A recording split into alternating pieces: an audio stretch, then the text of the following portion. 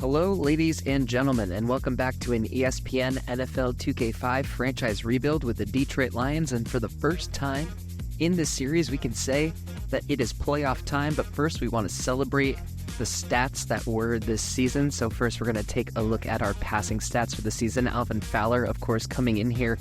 And you would think that on paper, it kind of says that he had about the same year as Joey Harrington, or he was on the kind of same pace, but the win-loss record would say very, very differently. Now, we've got Deshaun Foster in here as our top rusher. I honestly don't remember how many yards he had when he came to us, but he definitely did make a difference when he did play. He got into the end zone 10 times. I think a bunch of those were for us. And of course, Najee Davenport, a solid backup for us when we needed him. He did have some rough games, but he did well for us regardless. We're going to take a moment to highlight the currently injured Roy Williams, although he will be healthy for our first wildcard game against the Saints. He had another wonderful year, as well did Charles Rogers, managing to stay healthy for the entirety of the last two seasons after, as you can see, in 2003, he was hurt for the majority of the season. So as you can see here, Roy and Charles holding it down for the receivers, but Steven Alexander had a good year. Our rookie Brett Richards had a good year. Derek Hamilton had a better year than last year. As I hear, Hakeem was hurt for most of the year, so he did not produce as much as he did last year. And as you can see in those touchdown stats, Charles Rogers was actually the king of the touchdown in this season, so we love to see it. Looking over at the defensive side of the ball, our leading tackler this season was Terrence Holt. In his third year in the league, had 73 tackles for us and a bunch more assists. We're just never going to live up to the simulated tackle numbers. Maybe if we were on defense and they ran against us more, that would be what it is. We can see Zach Thomas, Boss Bailey, our other rookie, Sam Hamilton, having a great season. Now, technically, Zach Thomas was our sack leader for the year, which you don't want to see. You don't want to see your middle linebacker having the most sacks on your team. We've discussed a little bit of a change to how we're going to be handling the defensive line. We'll talk more about that in the next episode, or maybe not the next episode, in a few episodes from now, something like that. But Dre Bly was our leading pass deflector, but Sam Hamilton, our rookie out of Stanford, we loved the pick when we made it, ended up having 9 interceptions. Now remember that number, it's going to be coming back around again. And just taking a look at Cedric Navarro, not our number one pick, but our first round pick this year out of Colorado, managed 27 tackles and 2 sacks, so a decent start for him.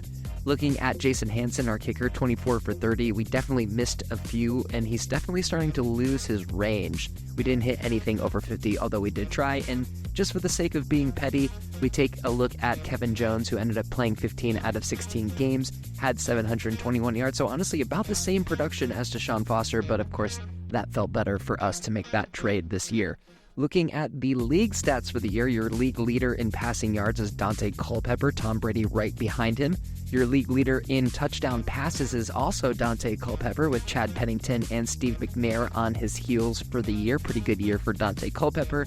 And surprisingly, the league leader in interceptions this year was one Thomas Brady, throwing 22 picks to his 28 touchdowns. He was also second in passing yards, so a good year for the GOAT? I don't really know. The presumptive rushing title winner here is Priest Holmes with 1,300, nearly 1,400 yards, outrushing everyone by almost 100 yards. James Mungro found the end zone the most times out of anybody with 12. Rudy Johnson right behind him with 11, and then a bunch of running backs managing 10 touchdowns this year, including our own Deshaun Foster. Now look at this. For the second year in a row, Roy Williams just barely inching out Randy Moss for the receiving touchdown, and Torrey Holt. And you just love to see it, although it was Santana Moss, Larry Fitzgerald, who now is a Cleveland Brown, remember that, and Lavernius Coles, who led the league in touchdown receptions. Our presumptive defensive player of the year is one LeVar Arrington. He had 124 tackles, 12 assists, 5 total sacks. Our assist leader this year is none other than Ed Reed. Of course, who else but Ed Reed is going to be just hovering from side to side on the field. And as you can see, we're only 50 tackles away from the most tackles. Julius Peppers led the way with 17.5 sacks this year, getting the sack title. We definitely need to try and get more sacks this year, and we'll definitely be talking about that. Dre Bly leading the league in pass deflections with a bullet, 24 to the closest, Chris Chavis coming in at 17. You can see a lot of Detroit Lions getting a lot of pass deflections. We'll talk about that in a little bit as well. And then look at this, Sam Hamilton, our rookie, leading the league in interceptions by 2 with 9 overall. Great job by Sam Hamilton. Our upcoming opponent in the kicker department, John Carney, led the league in 24 for 24, perfect 100% from the field this year. I believe we said last time that we were going to be checking primetime players every week, and we didn't do it. So we're going to try and remember to do this in the next season. You can see Sam Farmer took home a Player of the Week in Week 6. Sam Hamilton took home Player of the Week in both, I believe, Week 9, and then in the following week, ? Am I right? He did. Yes, he did take home 2 Players of the Week awards in a row. You would think that he would have a shot at Defensive Rookie of the Year, but looking at the season awards, MVP, you might have guessed it, goes to Dante Culpepper with that 3,700 yards passing, 33 touchdowns throughout, 108 QB rating. Not so bad. Our Offensive Player of the Year, because apparently that's different, goes to Steve McNair. Another great, strong season out of Steve McNair and the Tennessee Titans. Our Defensive Player of the Year, you guessed it, LeVar Arrington with those 124 tackles, 5 sacks, and 2 interceptions. I believe he's the only repeat Defensive Player of the Year. I'm just going to interrupt myself because Alvin frickin' Fowler won Offensive Rookie of the Year. You love to see it. Congratulations to Alvin Fowler. And for Defensive Rookie of the Year, Marion Burke, picked up by the Oakland Raiders, takes home Defensive Rookie of the Year, 102 tackles, 3 total sacks. A strong job from Marion Burke, a promising future for that kid. And then the rushing title does indeed go to Priest Holmes. I don't know why they need to count how many receiving touchdowns he has, but he takes home the rushing title regardless. So we've got the New Orleans Saints coming our way in the wild card round. We did guess that it would be them, so we're headed to New Orleans, another dome game for us, so that's always good. We have Roy Williams back and active off of the injury report. We are without Sam Farmer for 1 more week, and then our 2 inside linebacker subs are also out. Taking a look at what the Saints have, this actually would have been the team with Aaron Brooks, but instead Tim Couch is riding under center after they traded one Aaron Brooks to the Packers. Deuce McAllister is under center. This guy is going to probably give us fits. He's an incredibly talented running back, and more importantly, a very, very fast running back, and that always gives us trouble. Their strongest receiver overall-wise is now Dante Stallworth. Joe Horn is also on the field, but he has regressed slightly since his first year, and Dante is in that number 1 receiving slot. LaCharles Bentley is the headliner of this offensive line for the New Orleans Saints. He has a 92 overall, but as I highlighted in the stream, not great on the blocking rating for being a 92 overall. And the prize from the Packers trade, Kabir Gabaja-Biamila. If I would have been doing the play-by-play for this one, I would have been saying his name a lot today. That's a little bit of a spoiler, I guess. Kendall Jacox is probable with some broken ribs, but probable usually means you're playing. So that is going to do it for my voice until the end of this video. We've got the Lions in the 1999 uniforms. We've got the Saints. I'm going to be letting the gameplay go from here, so if you could smash that sub button. Thank you to everyone who subscribed so far. If you can keep pushing us towards that 500 mark, that's what we're working towards right now. This game is not going to have the player announcing. The next game, not going to have the player announcing. The next game after that will have the game announcers on. So sit back, relax, enjoy the highlights, and we'll see you at the end of the game.